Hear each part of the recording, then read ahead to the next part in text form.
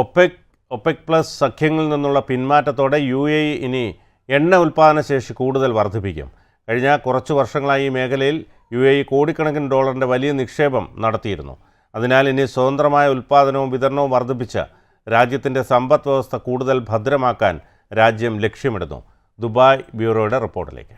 UAE എന്ന രാജ്യത്തിന് നിലവിൽ പ്രതിദിനം 3.4 ദശലക്ഷം ബാരൽ എണ്ണ ഉൽപ്പാദിപ്പിക്കാനുള്ള ശേഷിയുണ്ട്. എന്നാൽ ഒപെക് നിശ്ചയിക്കുന്ന പരിധികൾ കാരണം ഇത് പൂർണ്ണ തോതിൽ ഉൽപ്പാദിപ്പിക്കാൻ UAEക്ക് സാധിച്ചിരുന്നില്ല.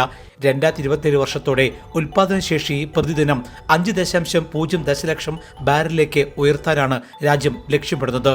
ഒപെക് പ്ലസ് സഖ്യങ്ങളിൽ നിന്ന് പിന്മാറാനുള്ള UAE തീരുമാനം വഴി ഇനി വളർച്ച വേഗത്തിലാകുമെന്നും പ്രതീക്ഷ അർപ്പിക്കുന്നു.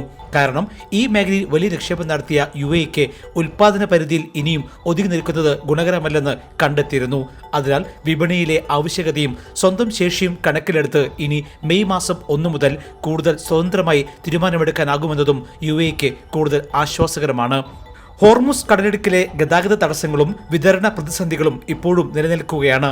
ഈ സാഹചര്യത്തിലാണ് പിന്മാറ്റ തീരുമാനം. ഇത് പെട്ടെന്നുള്ള ഒരു പ്രകോപനത്തിന്റെ ഫലമല്ലെന്നും മറിച്ച് ദീർഘകാല അടിസ്ഥാനത്തിലുള്ള നയപരമായ തീരുമാനമാണെന്ന് UAEയുടെ ഊർജ്ജ മന്ത്രി സുഹൈൽ മുഹമ്മദ് അൽ മസ്രൂയി കഴിഞ്ഞ ദിവസം പറഞ്ഞതും ഈ സമയത്ത് അടിവര ഇടേണ്ടതാണ്. എണ്ണ അധിഷ്ഠിതമായ സമ്പദ് വ്യവസ്ഥയിൽ നിന്ന് വൈവിധ്യവൽക്കരണത്തിലേക്ക് അതിവേഗം നീങ്ങുന്ന രാജ്യം കൂടിയാണ് UAE.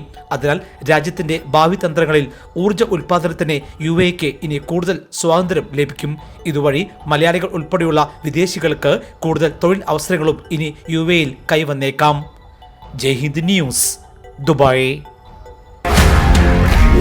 One anchor every week, 20 years, 1,000 episodes on one TV channel. Middle East this week, an Elvis Chumar TV show.